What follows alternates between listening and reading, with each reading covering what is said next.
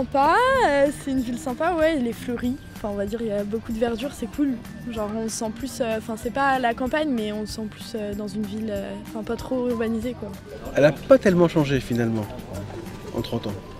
Moi, je me retrouve, bon, il y a quelques petites modifications, mais finalement pas grand-chose.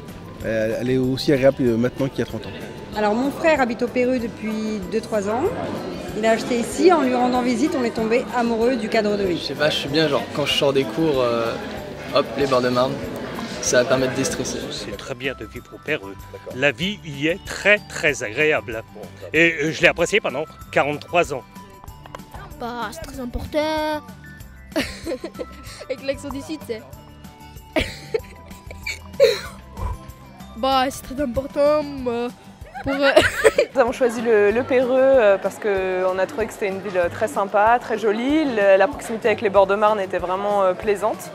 Et puis voilà, avant on habitait à Paris et puis on a voulu chercher un peu plus de calme, plus de confort de vie, voilà, retrouver un peu l'esprit village. Voilà. Le centre-ville, j'adore, surtout en hiver.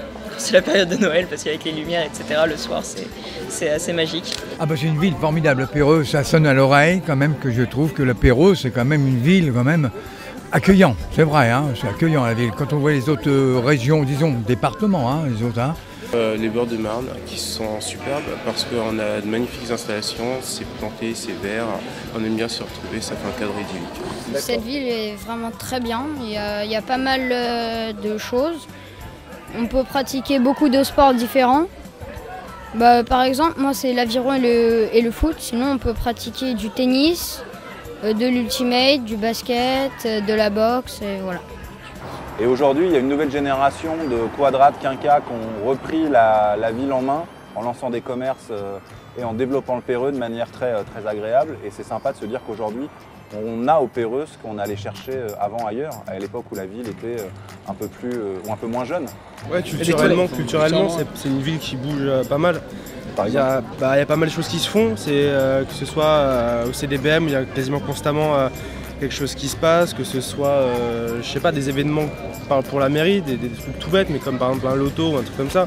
C'est une ville qui vit en fait, et c'est un avantage par rapport à d'autres villes qui font pas grand chose pour leur population. Ouais, c'est sympa. Mais j'avais peur un peu du manque de culture ou d'associations, étant donné que c'est une petite ville.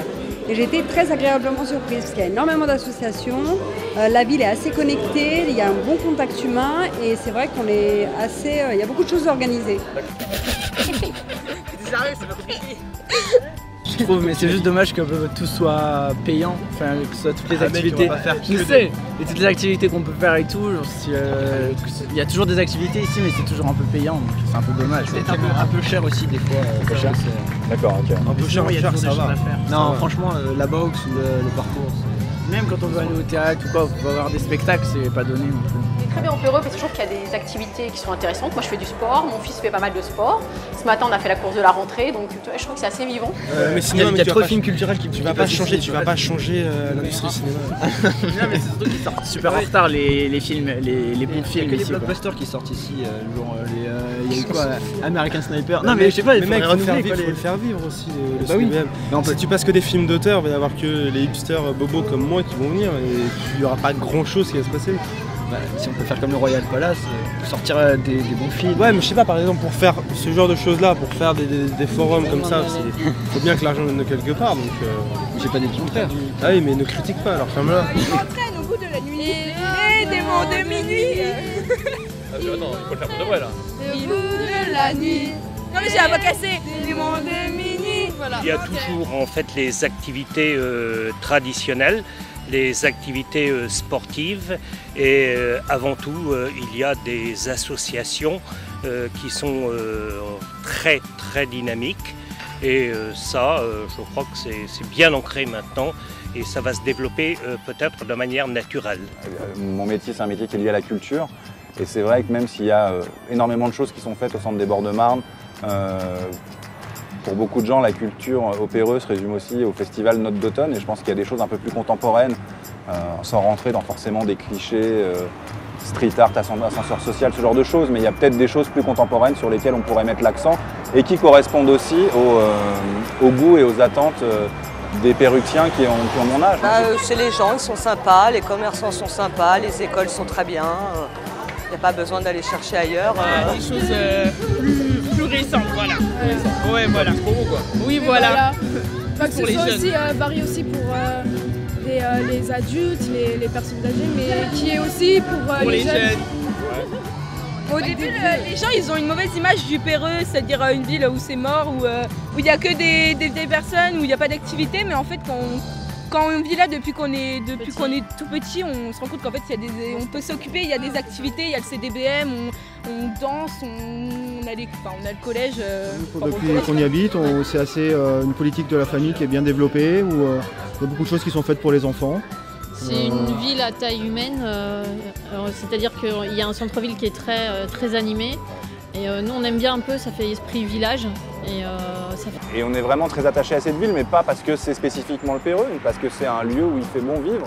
Moi j'ai beaucoup d'amis parisiens qui étaient des Parisiens acharnés, avec l'image d'Épinal qu'on a du Parisien, qui sont des gens qui aujourd'hui jettent l'éponge et vont s'installer à Nantes, Bordeaux, Bayonne.